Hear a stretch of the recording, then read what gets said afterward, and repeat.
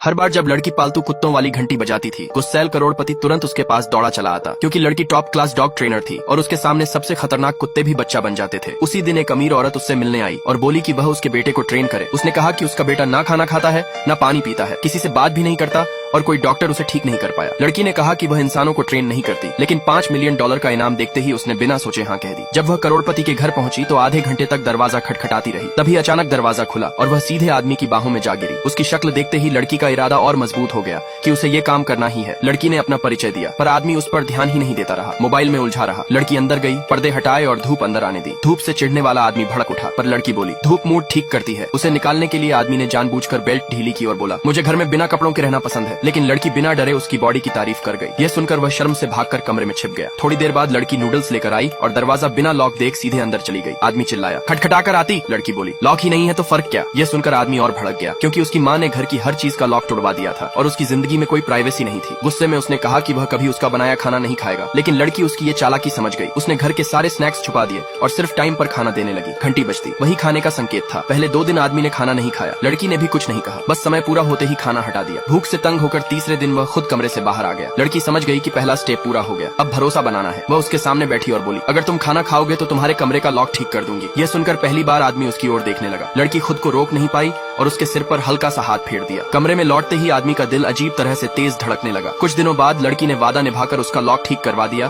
और चाबी उसके हाथ में रख दी। उसी रात आदमी ने चुपचाप खाना खाया और खाना खत्म होते ही वह पिघलकर लड़की के पास आया और धीमे से बोला क्या तुम आज भी मेरा सिर सहला दोगी। पार्ट 2 देखने के लिए सब्सक्राइब की।